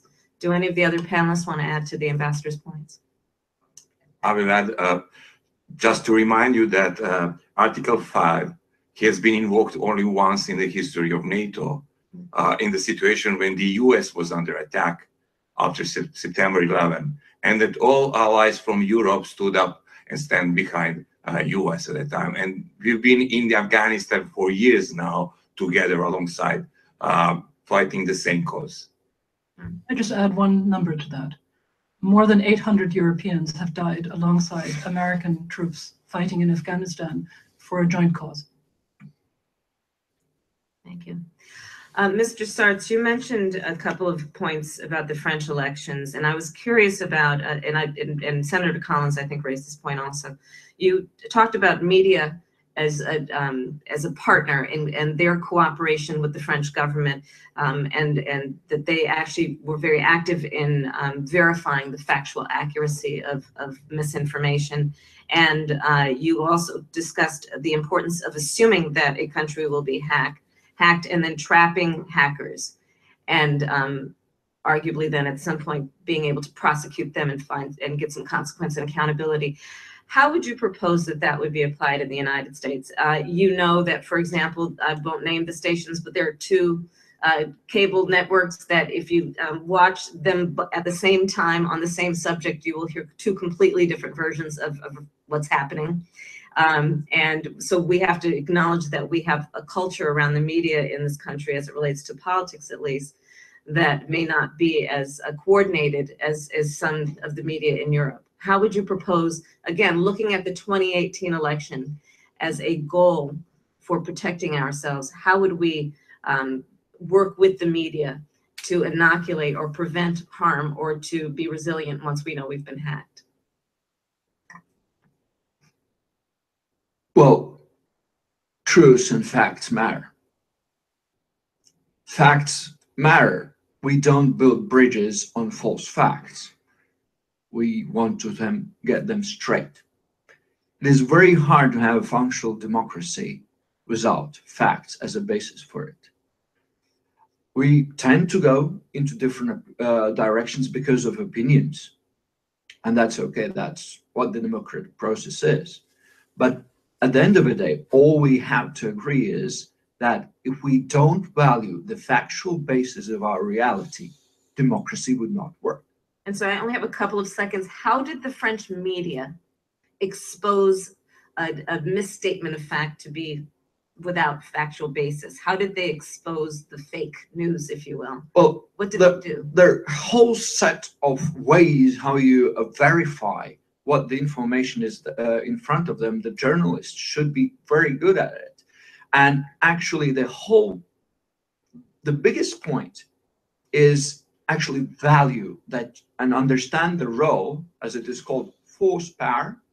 It is both also the power and the responsibility.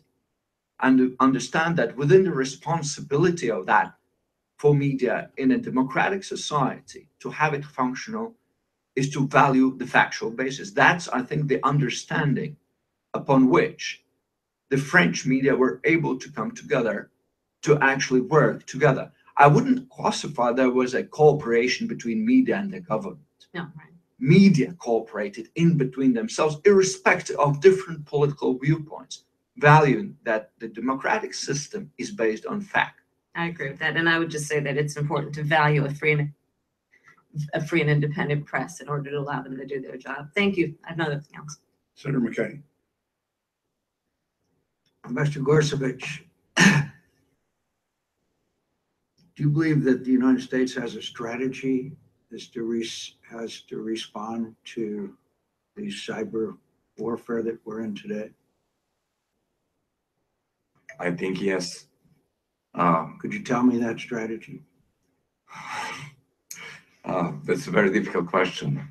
I would say that I can see that strategy through NATO, and what I also through NATO. Yeah, because when it comes to cyber attacks, you remember that as a result of the first cyber attack of a large scale, which happened years ago when Russia attacked Estonia, a center of excellence was established in Estonia, which was supposed to be. That didn't have anything to do with an American strategy.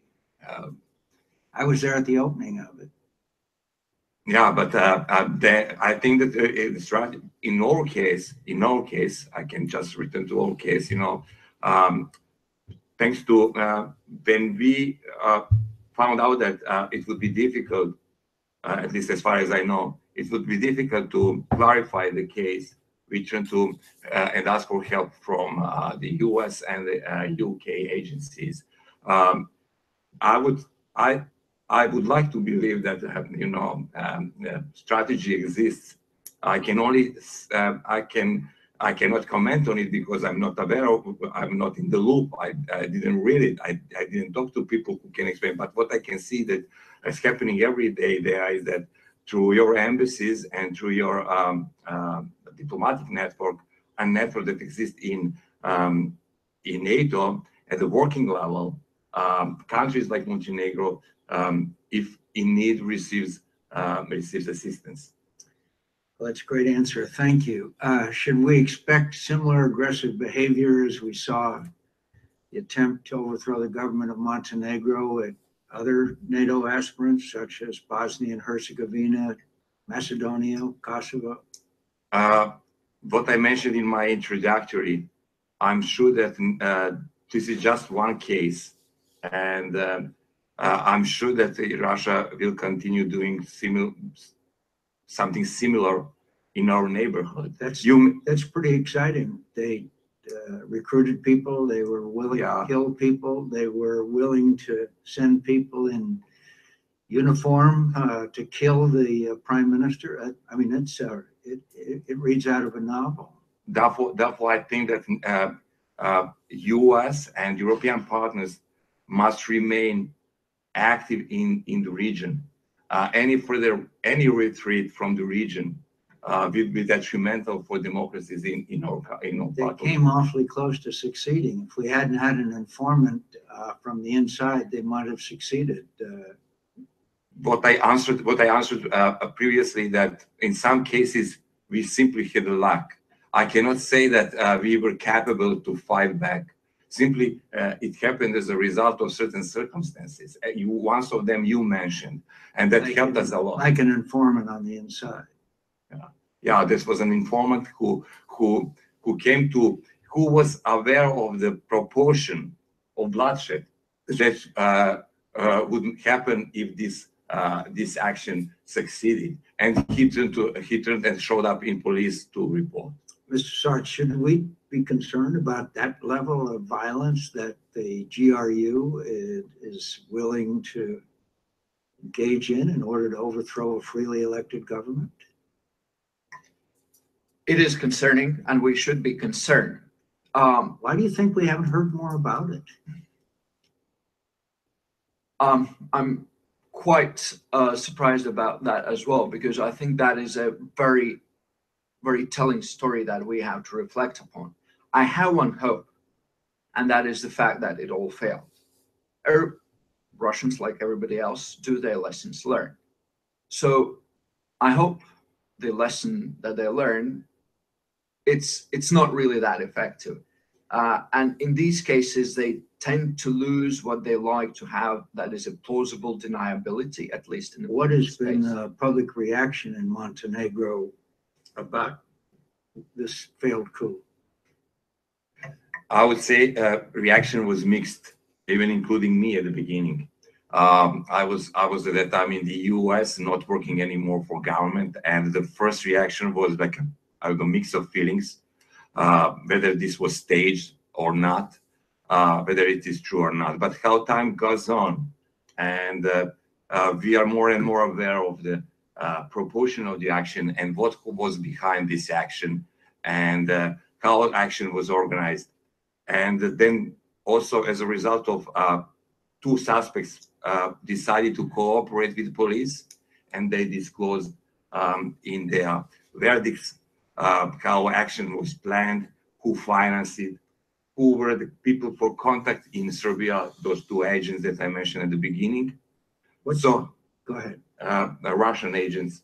From then this actually helped us make this picture completed, putting pieces one by one.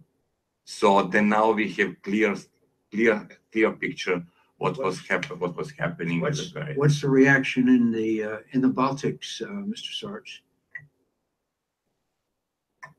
Oh, in the Baltics, I think currently all the governments are looking at with a great concern at the big-scale Russian military exercise that is planned for September, Zapad 2017. I'm talking about the reaction to what is clearly a very complex, detailed plot to violently overthrow a freely elected government. Well, there were all kind of political statements condemning that.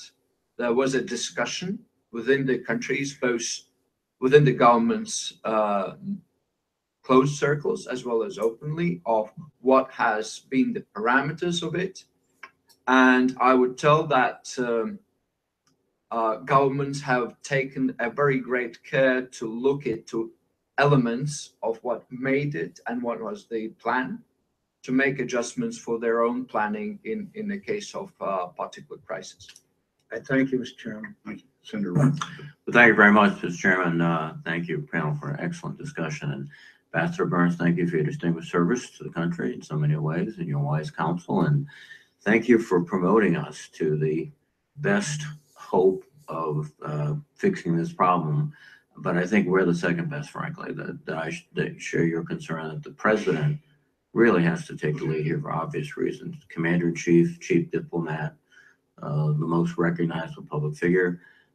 There was a missed opportunity at the NATO conference. Forget what was said. What wasn't said was the common threat we face today, the most significant one, not the only one, is this deliberate action by the Russians. And my sense is that the most immediate game changer would be if the president, standing next to the chancellor and to the president of France and to the British prime minister, took that position. I assume you have an opinion on that. Well, I do. I was ambassador to NATO, as you know, Senator, and every American president has been the leader of that alliance, has affirmed that bedrock commitment, and we know it was in the president's speech and it came out. And so it had a devastating impact on American leadership. And what we haven't talked about today is that in addition to the intelligence and judicial and political measures to take to defend against the interference in our elections, you and Chairman McCain lead another committee. We have to keep funding the rebuilding of the U.S. military in Europe. I hope permanently station the NATO battalions in Estonia, Latvia, Lithuania, and Poland, because we're into containment of Russian power. We're back into containment on multiple levels, and this hearing exposes one of those levels. In that spirit, though, not only the reaffirmation of Article 5, but also a positive statement about the common threat of cyber against the United States. We've missed one opportunity, but if the president could stand with the leadership of NATO and the Prime Minister of Canada and many other interested parties and make that declaration, that would do as much to start this process as anything. Is that fair?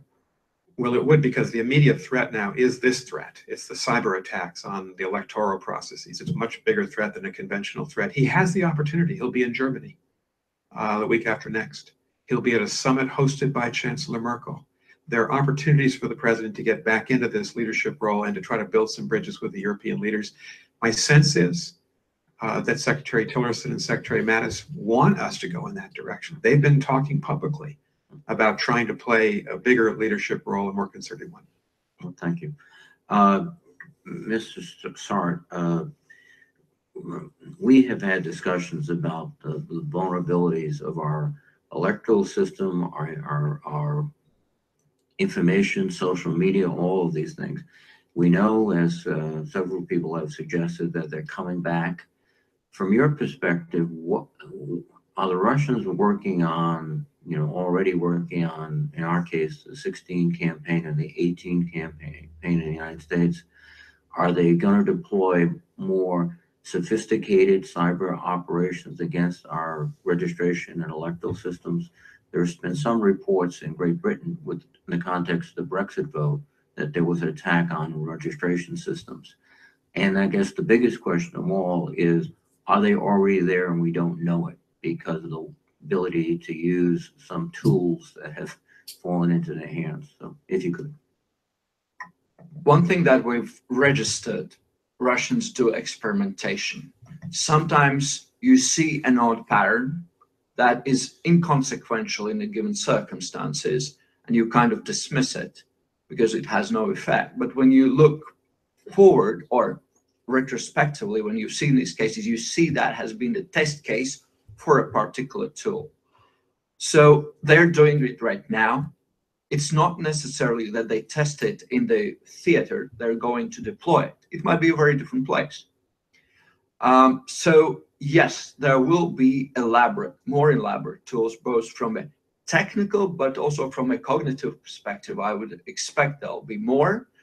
But I think the choices whether to do and how to do that would be made pretty close within the contextual circumstances of a moment. Now, your Center for Strategic Communication, are you actually dealing with this issue of, in Germany, for example, the upcoming election, trying to help them in the United States, trying to give advice? Is NATO taking the position, with, we hope, U.S. leadership, of proactively dealing with this, or are you caught up in this kind of paralysis that we see in the United States? Well, NATO is facing now this from a very different, well, not very, but a slightly different angle, where the NATO is putting troops in the three Baltics and Poland. They are bombarded with disinformation, with fake news. Robotic networks are trying to attack. So NATO is taking different threads of response, capability built up, practical steps, etc., etc. We as a center, we are not part of a military structure. We are run by the countries that made our center, so we respond to them. And if they ask, and they do, to give our advice, knowledge, or methodology, how they can counter specific cases, including election, we are there to support them. Thank you very much. My time expired. Thank you all very much. Thank you, Senator Reid. Thank you to all members for their participation today. And more importantly, thank you to each and every one of you. Your expertise is invaluable to us. Your testimony today is crucial, as I shared with all of you before this panel, at our ability not only to work through the current investigation that we're in, but to create a roadmap for the appropriate committees of jurisdiction, both at home to figure out how we change elections to build defensive mechanisms or to make it less vulnerable, and to work globally with our partners to make sure that any changes, any best practices might at least be shared and offered to be implemented. Just a couple of comments that I've got. I was challenged from the beginning with the names today. I remain as challenged trying to figure out exactly what we do to stop Russian interference. But as we complete this process, I think we'll have a clearer and clearer picture. You've been asked today to submit some things. I would also ask you to think about the challenges that we've got and that you have in your respective areas of expertise, and provide any additional input to us that you feel is pertinent to the decisions we'll make. Ambassador Burns, I go back to something that you said, and it's what Jim Comey said. Next time it could be the other party. As a matter of fact, when this whole effort started, it wasn't targeted at one party or the other. I know you know that because you know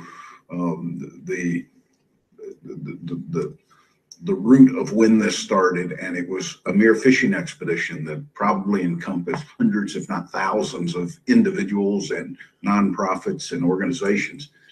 It turned into a data-rich environment for Russia to be involved in an election. No question they would have been involved, but maybe not in the same direct way. They just happened to have accumulated the data. So right at the heart of it is this cybersecurity issue that the world continues to deal with and try to figure out what the silver bullet is. And the answer is there's not a silver bullet. The second thing is, I'm glad you admit it, you are a product of the State Department. And, I can't envision today that there would be a secretary of any State Department that would be in favor of sanctions from the U.S. to a foreign entity, because it's inherent that makes their job tougher. But even though I don't think Secretary Tillerson is out there calling for Russian sanctions, I wouldn't expect any secretary to do it. But there has to be leadership. And I think that's what the world's crying for right now, is for leadership. And I hope that we do what we've historically done, and we fill that vacuum.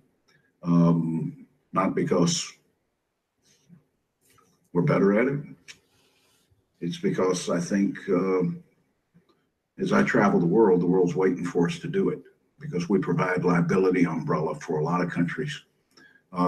Because our elections have certainty and most other elections don't have the length of time certainty that we do.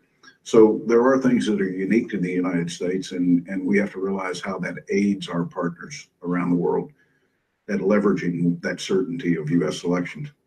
So here's where I end up. I believe voters in Asheville, North Carolina, and Houston, Texas deserve the same thing, and that's to vote with no interference. Just as voters in Berlin and Paris deserve elections that have confidence that their votes and the integrity of their election systems are intact.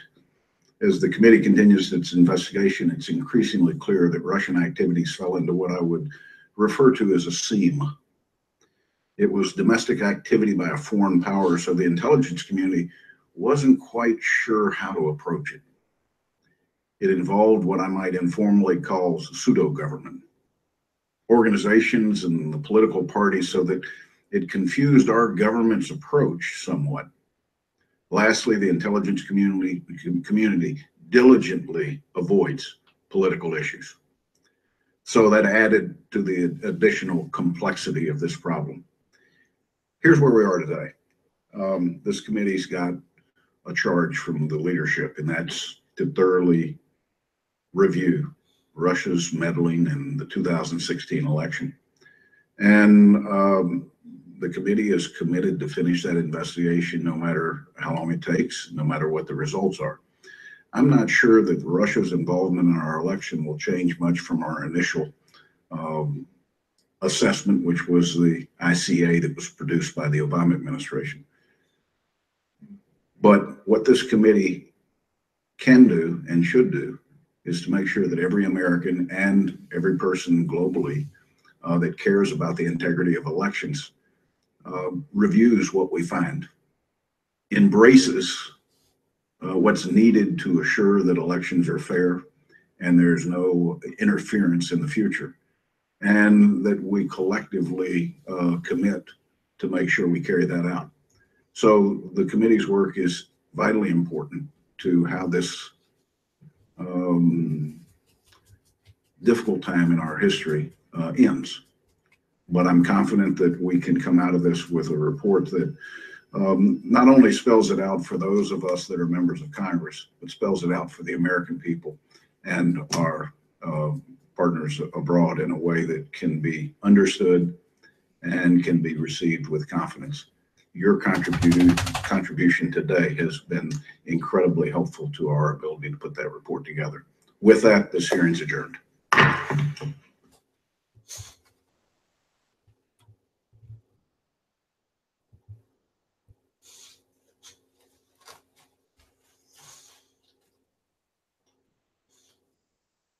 Tandem to discredit Russia's actions. You saw the campaign of Emmanuel Macron do that very effectively. You've not seen that in other countries. We on both sides of the Atlantic should also make it clear to the Russian government that we have our own capabilities that can be injurious to Moscow and that we will use them if Moscow doesn't cease and desist.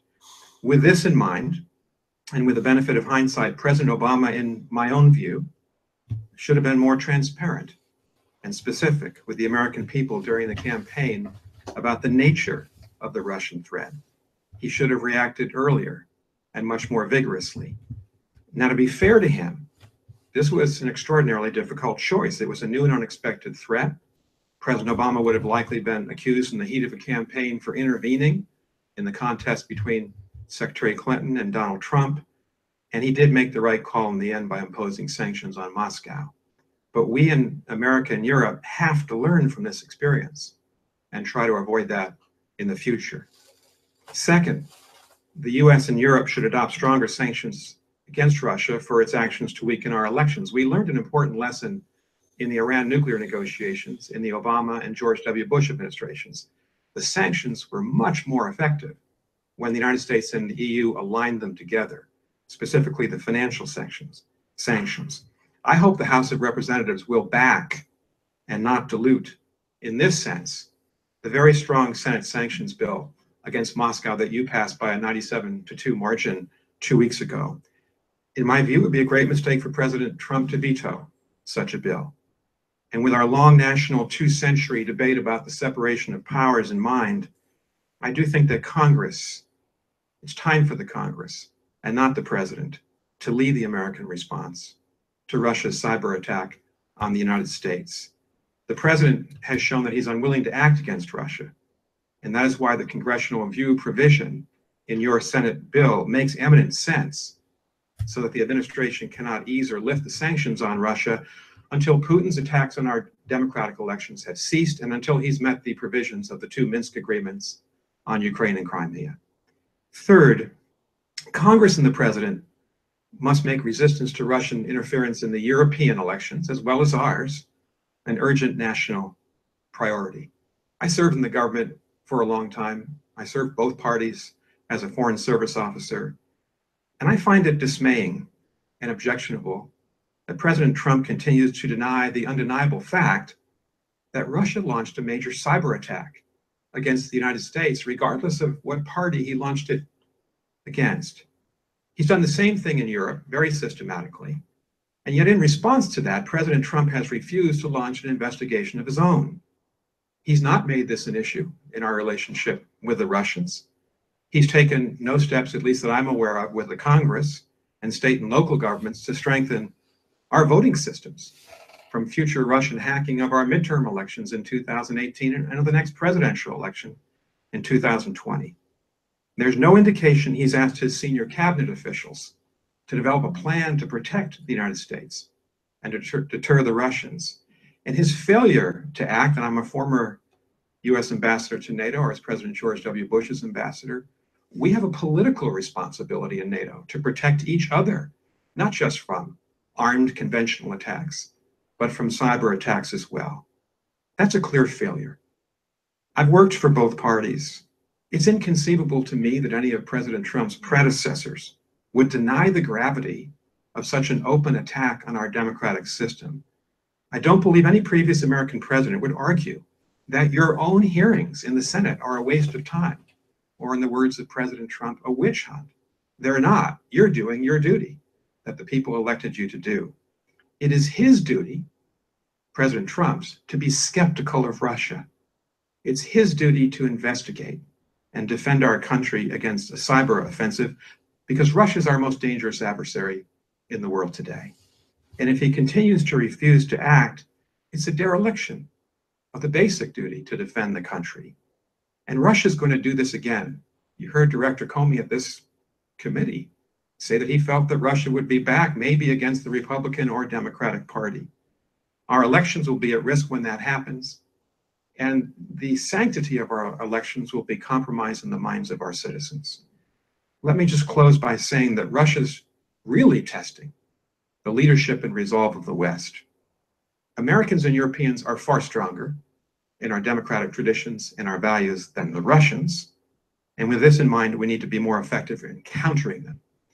And we can do that by building bipartisan unity in the Congress. And I do want to commend you, Mr. Chairman, and Mr. Vice Chairman. You set a bipartisan tone, which is deeply appreciated. We can do that by encouraging the president to act.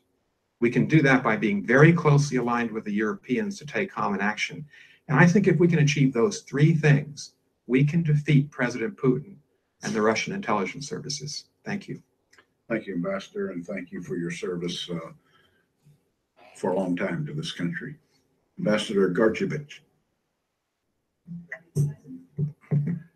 Thank you, Mr. Chairman Burr, Mr. Vice Chairman Warner, distinguished members of the committee. Thank you for very much for giving me the opportunity to speak on Russia's interference in Montenegro's home affairs. On October 16, 2016, Montenegro held its parliamentary elections. The voters, disguised in police uniforms, were preparing to storm the Montenegrin parliament and provoke a turmoil by shooting at citizens waiting for the election results.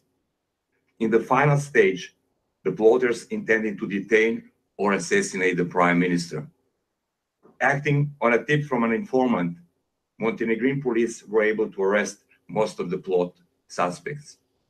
In the indictment filed recently, 14 people were charged, including 2 opposition politicians and 2 Russian agents, Vladimir Popov and Eduard Shirokov, members of the Russian military intelligence service, who are identified as the ringleaders of the operation. How we know that? For example, Shirokov, alias Shishmakov, was posted as the assistant military attaché at the Russian embassy in Warsaw until Poland declared him persona non grata for espionage. The whereabouts of Shirokov and Popov are unknown, while Russian authorities have never replied or provided information about the suspects. The coup plot is the culmination of more than 18 months long synchronized actions against Montenegro, which includes an aggressive media campaign coupled with open support to pro-Russian political parties in Montenegro. While Russia has been consistent with making threatening gestures over Montenegro's NATO bid, they have never specified what their intentions are. But for example, when Montenegro joined NATO recently at the beginning of June, Moscow commented that in response to Montenegro's anti-Russian hysteria and hostile policy, Russia reserves the right to take reciprocal measures. There are more than 100 Moscow-backed organizations and media outlets at this moment in the region. In an anti-Montenegro media campaign, the NATO invitation is described as a move to challenge Moscow. The Montenegrin government is labeled as treacherous and corrupted, a pawn in hands of the US and NATO, and Russia, stronger than ever, is the only state standing in their way. The Orthodox Church, too, is utilized to promote the values of Orthodox Christianity and present them as a fundamentally different, that fundamentally contradicts the Western world. The Russian government fully backs Democratic Front and an anti-NATO political coalition dominated by Serbian Nationalist Party, known for their pro-Russian affiliation. The primary goal of the front and its supporters in Russia was to get the Montenegrin opposition united around its political platform and prevent the formation of a new pro-NATO government in Montenegro. Moscow has made no progress in Montenegro, and it has seemingly lost a possibility of having a strategically significant outlet at the Adriatic coast. But Moscow will continue exploiting loopholes that exist in most of the Balkan states. Democratic incapacity, corruption, ethnic tensions, countries' economic and military needs, and growing feelings of marginalization of those countries on their path to the EU and NATO. The rule of law, independent institutions, and efficient law enforcement agencies are the precondition for stability and effective protection from Russia's influence. The best way to restrain Russian interference is a proactive approach from the US and the EU side, and an energetic support for democratic reforms in the Balkan states. The door of NATO and the EU must remain open for states wishing to join those organizations. And further American retreat may have lasting adverse implications for Balkans and European security.